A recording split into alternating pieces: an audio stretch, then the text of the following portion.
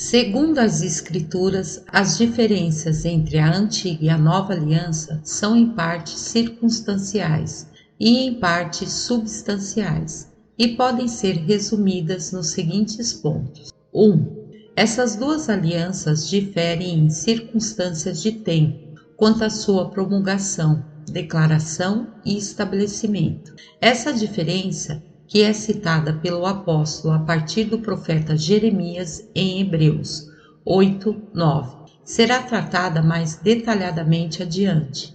Em resumo, a primeira aliança foi feita no tempo em que Deus tirou os filhos de Israel do Egito, e no terceiro mês após chegarem ao pé do Sinai, Êxodo 19:24. Desde o tempo do que é registrado na última passagem, no qual o povo dá seu consentimento real aos termos dela, começou sua obrigação formal como uma aliança. Depois iremos inquirir quando ela foi revogada e deixou de ser obrigatória para a Igreja. Já a nova aliança foi declarada e se tornou conhecida nos últimos dias. Hebreus 1:1-2. Na dispensação da plenitude dos tempos. Efésios 1:10. A data de seu início com uma aliança formalmente obrigatória para toda a Igreja. Se dá por ocasião da morte, ressurreição, ascensão de Cristo e o envio do Espírito Santo. Eu cito todos esses eventos como o início da nova aliança, porque embora principalmente ela tenha sido estabelecida pela morte de Cristo, contudo ela não era absolutamente obrigatória como uma aliança até depois da vinda do Espírito Santo. 2. Elas diferem da circunstância do lugar quanto à sua promulgação, o que também é registrado pelas Escrituras. A primeira foi declarada no Monte Sinai. Na primeira parte dessa exposição, eu já declarei amplamente a forma, o tempo em que as pessoas receberam a lei, e agora eu direciono o leitor para aquele lugar. Êxodo 19:18. A nova aliança foi declarada no Monte Sião, e a lei dela saiu de Jerusalém. Isaías 2:3. Nosso apóstolo insiste nessa diferença e dá vários exemplos notáveis dela em Gálatas 4:24-26. Ora, esta Agar é Sinai, um monte da Arábia, que corresponde a Jerusalém que agora existe, pois é escrava com seus filhos. Agar era a escrava que Abraão tomou antes que o herdeiro da promessa houvesse nascido, sendo que ela era um tipo de antiga aliança dada no Sinai, antes da introdução da nova aliança ou aliança da promessa. Por isso ele acrescenta: ora, esta Agar é Sinai, um monte da Arábia, que corresponde a Jerusalém que agora existe, pois é escrava com seus filhos. Esse monte Sinai, onde a antiga aliança foi dada, o que foi representada por Agar, está na Arábia, lançado fora das fronteiras e limites da Igreja, e corresponde ou é colocado na mesma série, posição e ordem que Jerusalém. Ou seja, nesse contraste entre as duas alianças, assim como a nova aliança, a aliança da promessa, a qual concede liberação e liberdade, foi dada em Jerusalém, através da morte e ressurreição de Cristo, e da pregação do Evangelho que se seguiu em razão disso. Assim também a antiga aliança, que levou o povo à escravidão, foi dada no Monte Sinai, na Arábia. Elas diferem na maneira de sua promulgação e estabelecimento. Duas coisas notáveis acompanharam a declaração solene da primeira aliança: o pavor e terror da aparência externa no Monte Sinai, que se apoderou de todo o povo, e até mesmo o próprio Moisés, que temeu e tremeu. Hebreus 12:18-21. Êxodo 19:16, 20, 18-19. Por meio disso, um espírito de medo e escravidão foi incutido em todas as pessoas, de modo que elas escolheram manter distância e não se aproximarem de Deus. Deuteronômio 5:23-27. Ela foi dada pelo ministério e ordenação dos anjos. Atos 7:53, Gálatas 3:19. Portanto, as pessoas estavam, em certo sentido, submetidas aos anjos, os quais possuíam um ministério de autoridade nessa aliança. A igreja daquele tempo foi colocada em algum tipo de sujeição aos anjos, como o apóstolo claramente sugere em Hebreus 2:5. Foi muito por causa disso que o culto ou adoração de anjos começou a ser praticado entre esse povo. Colossenses 2:18. O mesmo culto aos anjos, com um acréscimo à sua loucura e superstição, foi introduzido por alguns na igreja cristã, na qual os anjos não possuem tal ministério de autoridade como faziam sob a antiga aliança. As coisas são bem diferentes no que diz respeito à promulgação da nova aliança. O Filho de Deus, em sua própria pessoa, declarou isso. Ele falou do céu, como o apóstolo observa em oposição à lei, sobre a terra. Hebreus 12:25. No entanto, ele falou na terra também, e ele declara esse mistério acerca de si mesmo em João 3:13. E ele realizou todas as coisas que pertenciam ao estabelecimento dessa aliança em um espírito de mansidão e condescendência, com as mais altas evidências de amor, graça e compaixão, encorajando e convidando os cansados e sobrecarregados a virem a ele. E por meio de seu espírito, ele fez com que seus discípulos continuassem a mesma obra até que a aliança fosse plenamente declarada.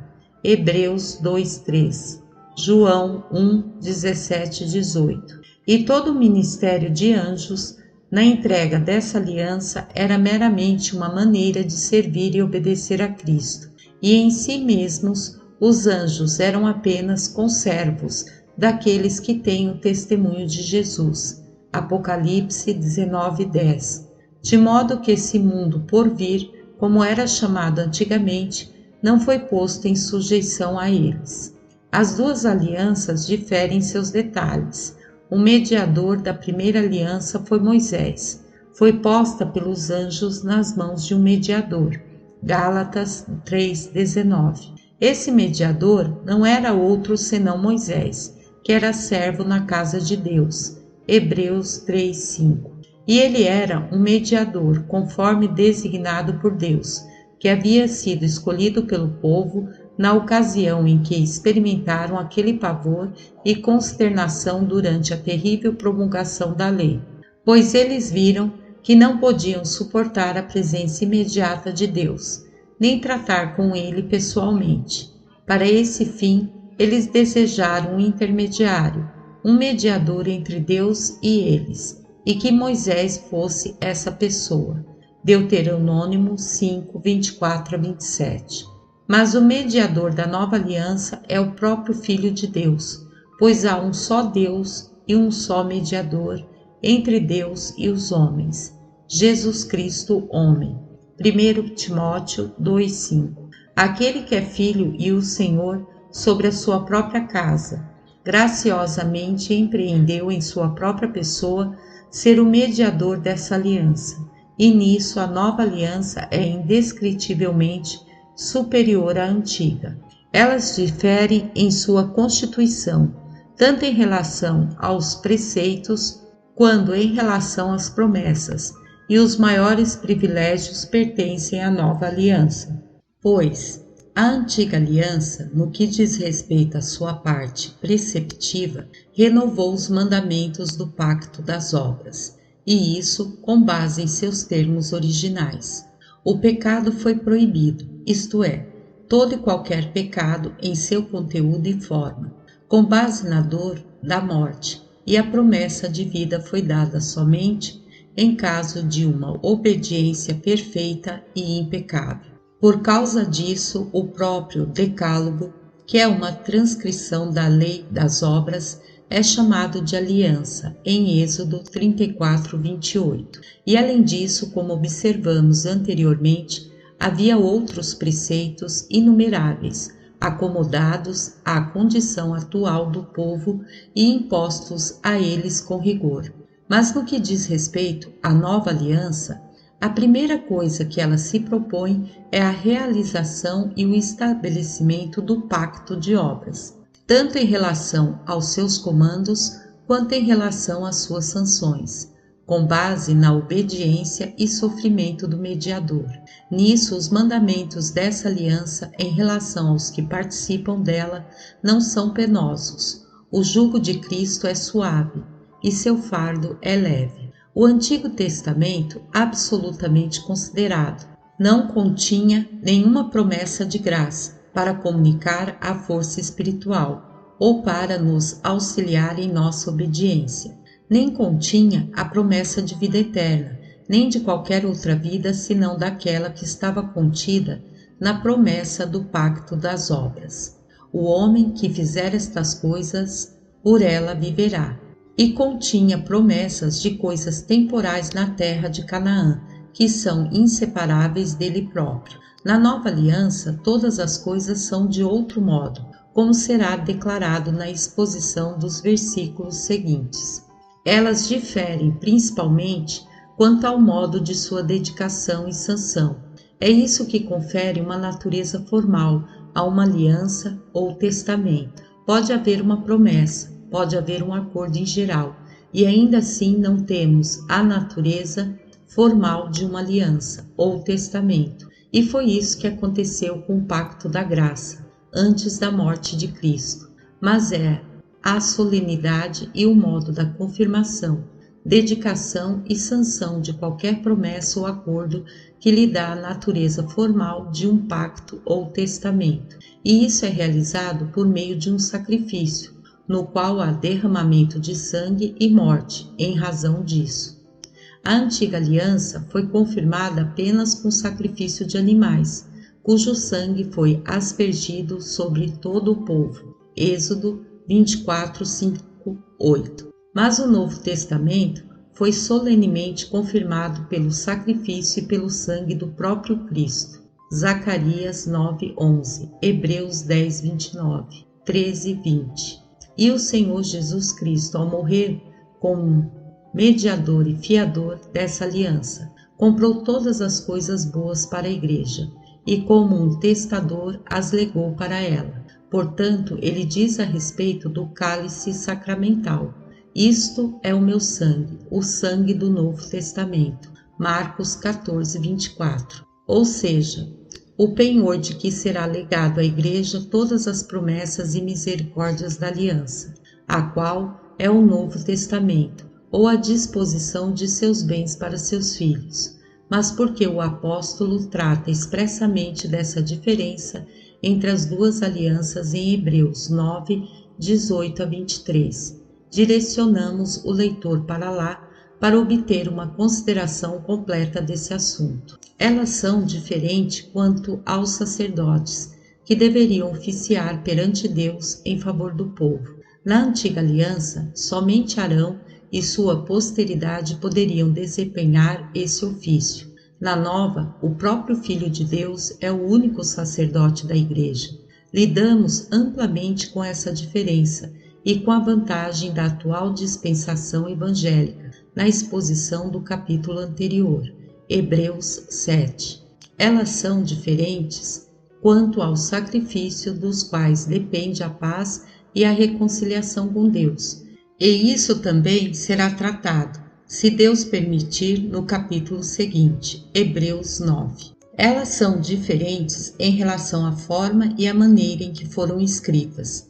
Todas as alianças no passado eram solenemente escritas em placas de latão ou tábuas de pedra, onde pudessem ser fielmente preservados para o uso das partes interessadas.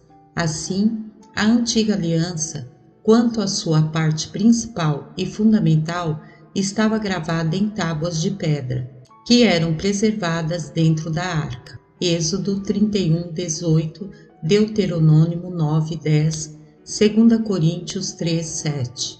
E Deus fez isso em sua providência, pois as primeiras tábuas foram quebradas, para dar a entender que a aliança contida nelas não era eterna ou inalterável, mas a nova aliança está escrita nas tábuas de carne do coração daqueles que creem. 2 Coríntios 3:3, Jeremias 31:33. Elas são diferentes em relação aos seus fins. O principal fim da primeira aliança era revelar o pecado, condená-lo e estabelecer limites para ele. Assim diz o apóstolo: foi ordenada por causa das transgressões. Gálatas 3:19. E isso foi feito através de várias maneiras. Através da convicção, porque pela lei vem o conhecimento do pecado. Romanos 3:20. Ela convenceu os pecadores e fez com que toda a boca fosse fechada diante de Deus. Romanos 3:19. Condenando o pecador ao aplicar a sanção da lei à sua consciência, através dos juízos e castigos pelos quais, em todas as ocasiões, ela foi acompanhada. Em tudo isso, ela manifestou e representou a justiça e severidade de Deus. Já o fim da nova aliança é declarar o amor, a graça e a misericórdia de Deus, e, portanto, conceder arrependimento, remissão de pecados e vida eterna. Elas eram diferentes quanto aos seus efeitos, pois a primeira aliança era o ministério da morte e da condenação, e isso levou as mentes e os espíritos dos que estavam sob ela a um espírito de servidão e escravidão. Por outro lado, o efeito imediato do Novo Testamento é a liberdade, e não há nada em que o Espírito de Deus mais insista para nos mostrar a diferença entre essas duas alianças do que nessa liberdade de uma e na escravidão da outra. Romanos 8:15, 2 Coríntios 3:17, Gálatas 4:1-7, 24, 26, 30, 31, Hebreus 2:14-15. Portanto, explicaremos um pouco mais sobre isso. Para esse fim, a escravidão, que era o efeito da antiga aliança, surgiu de várias causas que contribuíram para sua efetivação. A renovação dos termos e sanções do pacto de obras contribuiu muito para isso, pois as pessoas não enxergavam como os mandamentos daquela aliança poderiam ser observados, nem como sua maldição poderia ser evitada. Quero dizer que elas não viram como poderiam fazer essas coisas por meio de algo que houvesse na aliança do Sinai. E nisso, portanto, essa aliança gerou filhos para a servidão. Gálatas 4:24. Toda a perspectiva que eles tinham de se libertarem dela vinha a partir da promessa. Surgiu a partir da maneira como a lei foi entregue. E foi por essa razão que Deus entrou em aliança com eles. Essa aliança foi ordenada com o propósito de enchê-los de pavor e medo, e ela não podia deixar de fazer isso sempre que eles recordavam dela. Surgiu a partir da severidade das penas anexadas à transgressão da lei, e Deus os havia convencido que onde a punição não fosse exigida de acordo com a lei, ele mesmo agiria e os extirparia. Isso os mantinha sempre ansiosos e preocupados, pois não sabiam quando estavam seguros ou protegidos. Surgiu a partir da natureza de todo o ministério da lei, que era o ministério da morte e da condenação.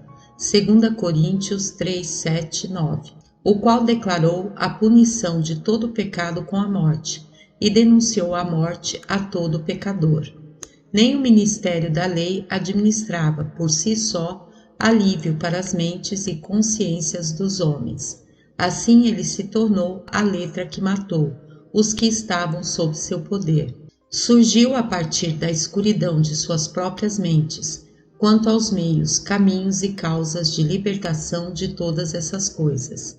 É verdade que eles já haviam recebido uma promessa de vida e salvação, que não foi abolida por essa aliança, nem mesmo pela promessa feita a Abraão. Mas isso não pertencia a essa aliança, e o caminho de sua realização, pela encarnação e mediação do Filho de Deus. estava muito obscuro para eles, sim, e até mesmo para os próprios profetas, que fizeram tais predições. Isso os deixava sob grande escravidão, porque a principal causa e meio da liberdade dos crentes sob o Evangelho surge da luz clara que eles têm sobre o ministério do amor e da graça de Deus em Cristo. Esse conhecimento de fé em sua encarnação, humilhação, sofrimentos e sacrifícios, de acordo com os quais ele fez expiação pelo pecador e operou uma justiça eterna.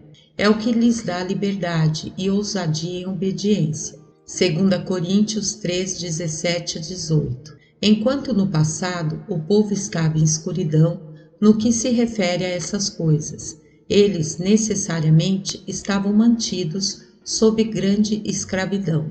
Isso era aumentado pelo jugo de uma multidão de leis, ritos e cerimoniais, impostos sobre eles, o que fazia de toda a sua adoração um fardo insuportável para eles. Atos 15:10.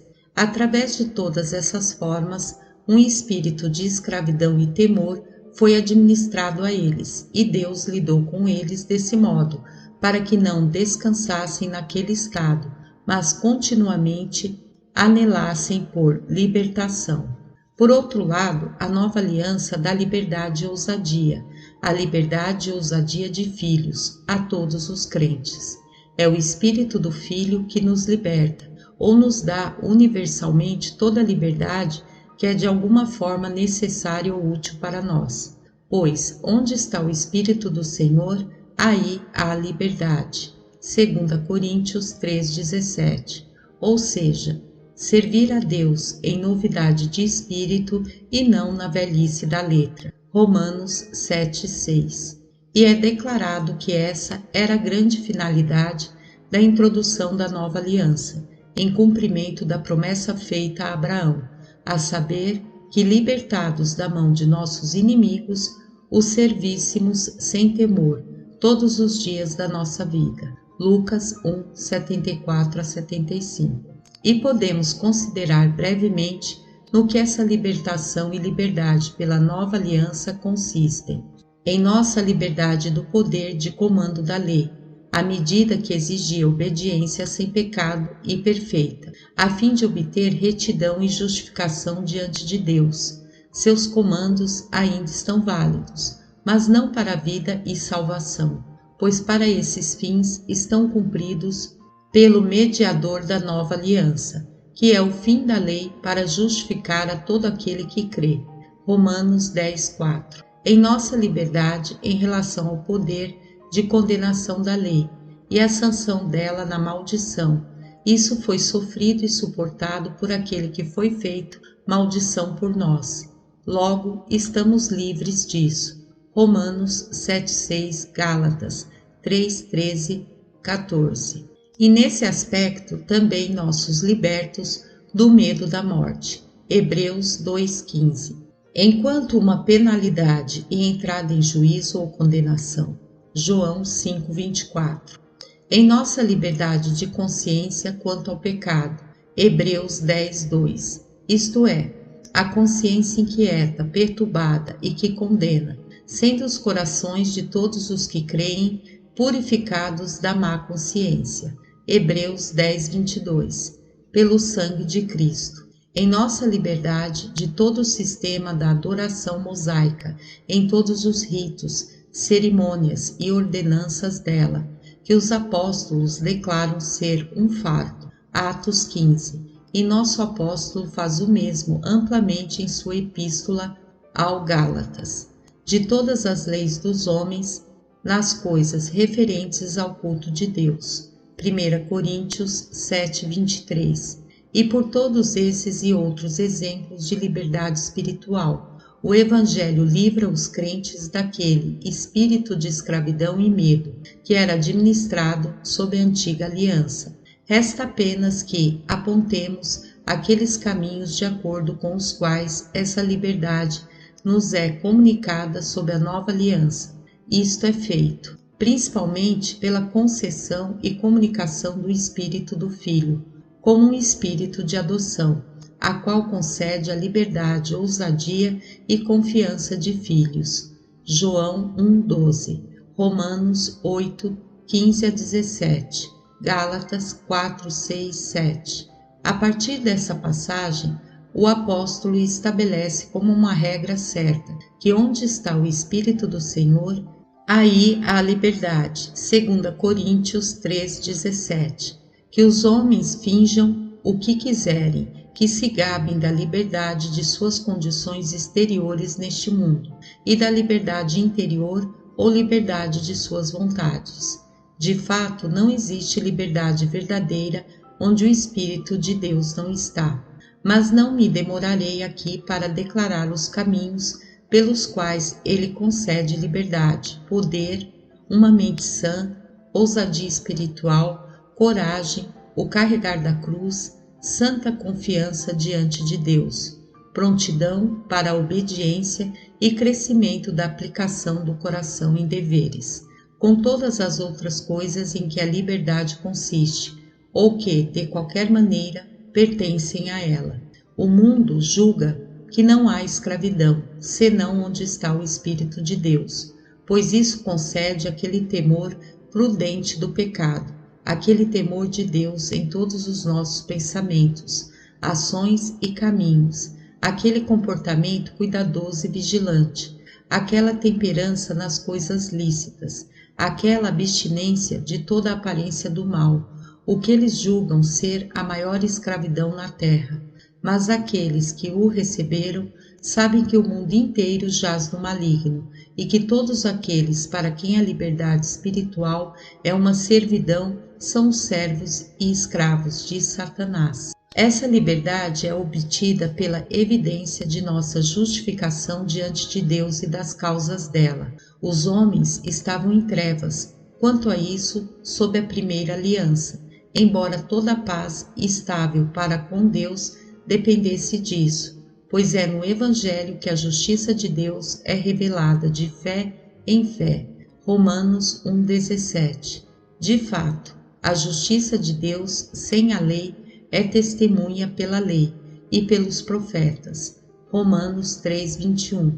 Ou seja, o testemunho é dado nas instituições legais e nas promessas registradas nos profetas, mas essas coisas eram obscuras para eles, os quais deveriam buscar discernir aquilo que dizia respeito a elas por detrás dos véus e sombras dos sacerdotes e sacrifícios, oblações e expiações. Mas nossa justificação diante de Deus em todas as suas causas, sendo agora totalmente revelada e manifesta, tem uma grande influência em nossa liberdade espiritual e na ousadia. Pela luz espiritual que é dada aos crentes no mistério de Deus, em Cristo. Isto o apóstolo afirma ter estado oculto em Deus desde o princípio do mundo. Efésios 3:9. Foi ordenado e preparado no conselho e sabedoria de Deus, desde toda a eternidade. Alguma indicação disso foi dada na primeira promessa e depois foi obscurecida por várias instituições legais.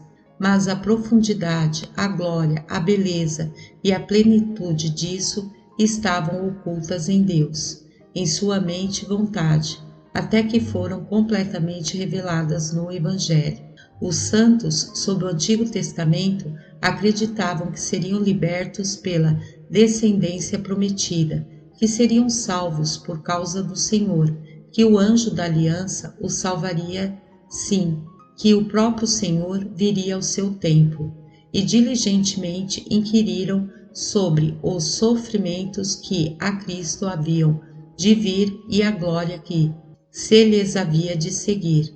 Mas tudo isso, enquanto seus pensamentos e concepções estavam extremamente no escuro quanto àquelas coisas gloriosas que são esclarecidas na nova aliança, sobre a encarnação, mediação, sofrimentos e sacrifício do Filho de Deus, sobre o caminho de Deus em Cristo, reconciliar o mundo consigo mesmo. Ora, assim como a escuridão gera temor, a luz gera liberdade. Obtemos essa liberdade pela abertura do caminho para o Santo dos Santos e a entrada que temos por esse meio com ousadia até o trono da graça. Sobre isso também o apóstolo insiste peculiarmente em várias passagens de seus discursos seguintes, como por exemplo o capítulo 9, 8, 10, 19 e 22. Falaremos mais sobre isso quando comentarmos essas passagens, se Deus permitir, porque grande parte da liberdade do Novo Testamento consiste nisso.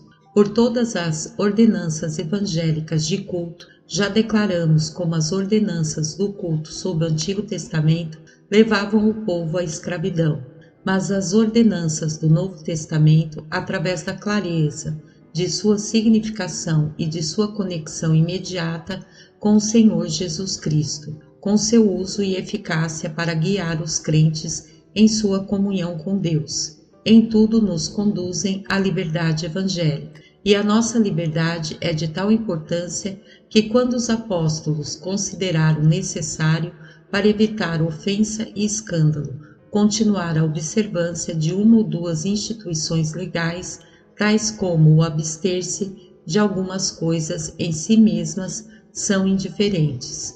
Eles o fizeram apenas por um momento e declararam que era apenas para evitar escândalos que eles permitiriam essa diminuição temporária da liberdade que nos foi dada pelo Evangelho.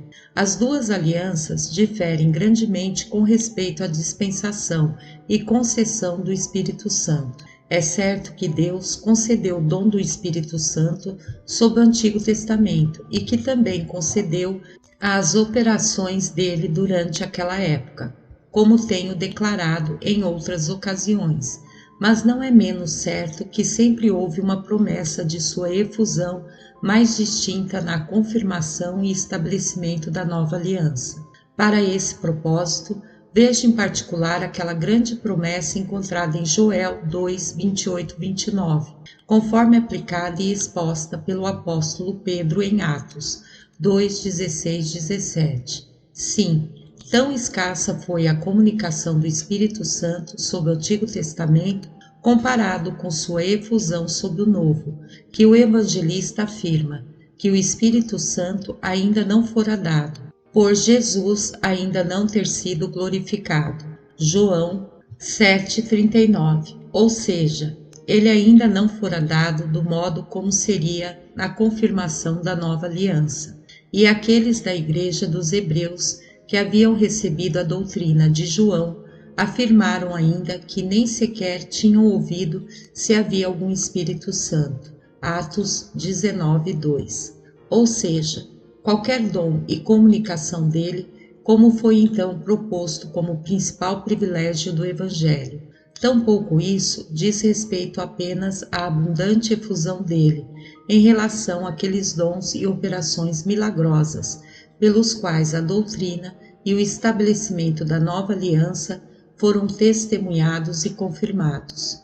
No entanto, isso também caracterizou uma diferença entre as duas alianças, pois a primeira aliança foi confirmada por aparições e operações terríveis, realizadas pelo ministério de anjos, mas a nova pela operação imediata do próprio Espírito Santo. Entretanto, essa diferença consiste principalmente nisto: sob o Novo Testamento, o Espírito Santo graciosamente condescendeu em exercer o ofício de Consolador da Igreja, que esse privilégio indizível é peculiar ao Novo Testamento. É evidente a partir de todas as promessas feitas por nosso Salvador, referentes a ele ser enviado como um Consolador por nosso Salvador.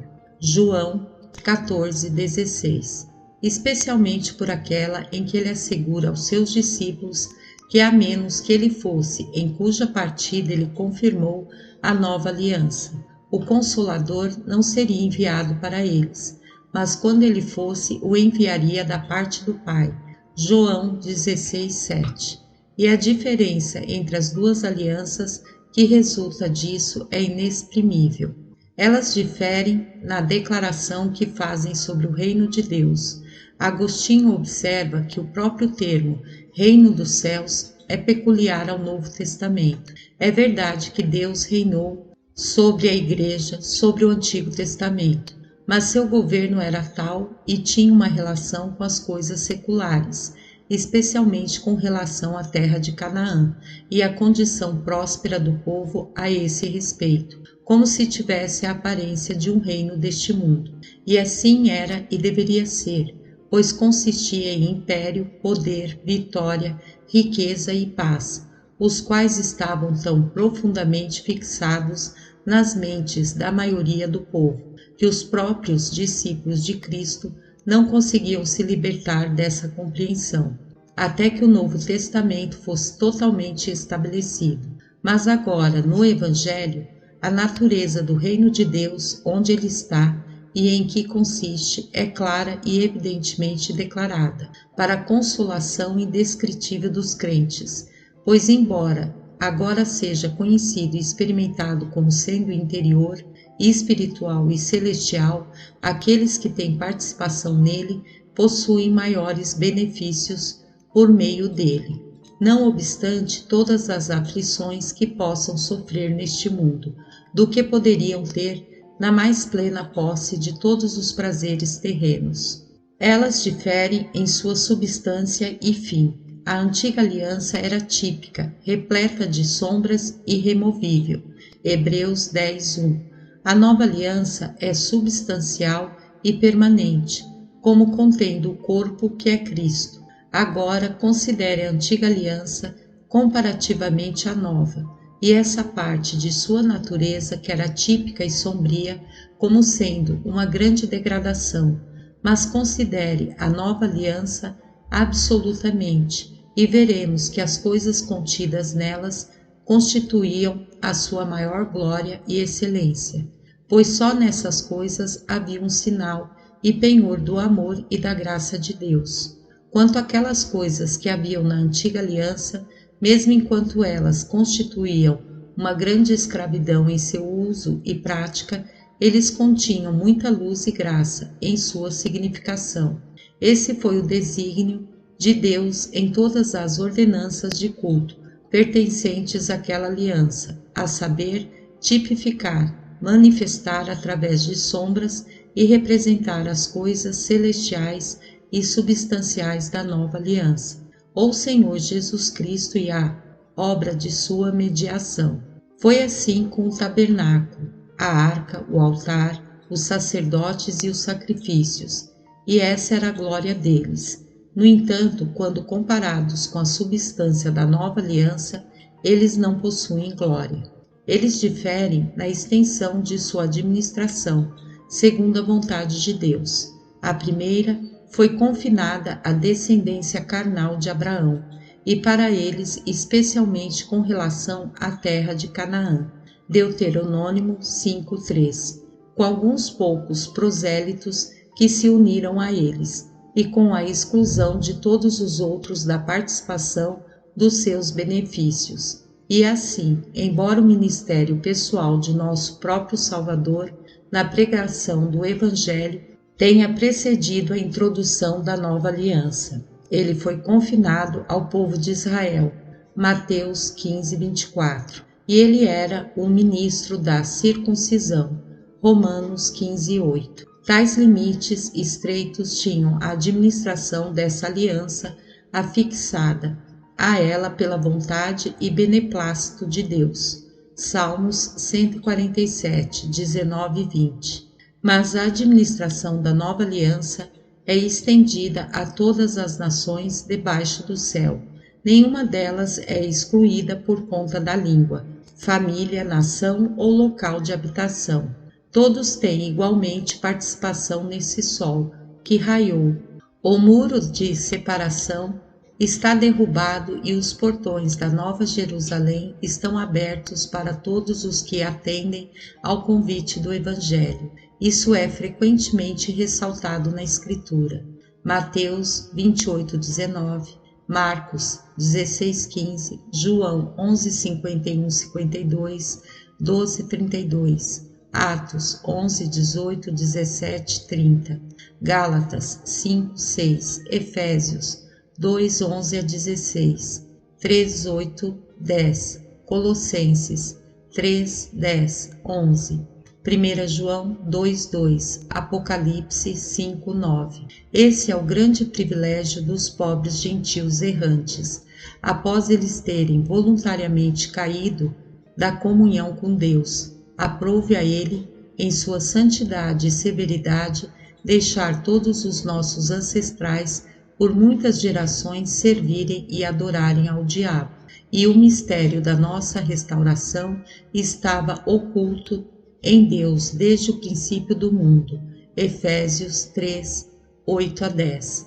E embora fosse assim profetizado, predito e prometido sob o Antigo Testamento, contudo tal era a soberba, a cegueira e a obstinação da maior parte da Igreja dos Judeus, que a sua realização em grande parte se constituiu em uma pedra de tropeço pelo qual eles caíram. Sim, a grandeza e glória desse mistério era tal que os próprios discípulos de Cristo não o compreenderam, até que isso tivesse sido testificado a eles pelo derramamento do Espírito Santo, a grande promessa da nova aliança sobre alguns desses miseráveis gentios. Atos 11, 18. Elas diferem em sua eficácia, pois a antiga aliança nada aperfeiçoou. Hebreus 7, 19. Ela não poderia realizar nenhuma das coisas que representava, nem introduzir aquele estado perfeito ou completo que Deus havia projetado para a Igreja. Não nos prolongaremos aqui, pois já falamos sobre isso e já insistimos em nossa exposição. Elas diferem em sua duração, pois uma seria removida e a outra permaneceria para sempre. Falaremos mais sobre isso nos versículos seguintes.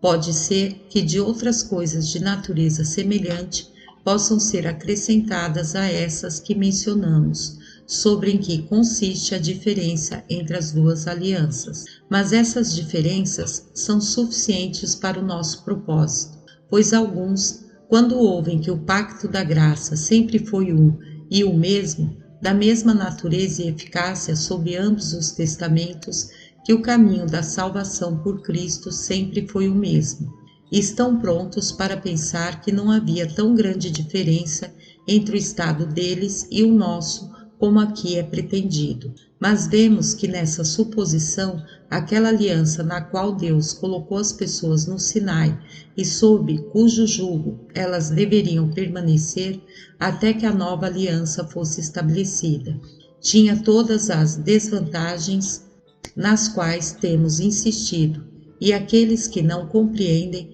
quão excelentes e gloriosos são aqueles privilégios que são acrescentados ao pacto da graça, quanto à sua administração pela introdução e estabelecimento da nova aliança, não estão totalmente familiarizados com a natureza das coisas espirituais e celestes.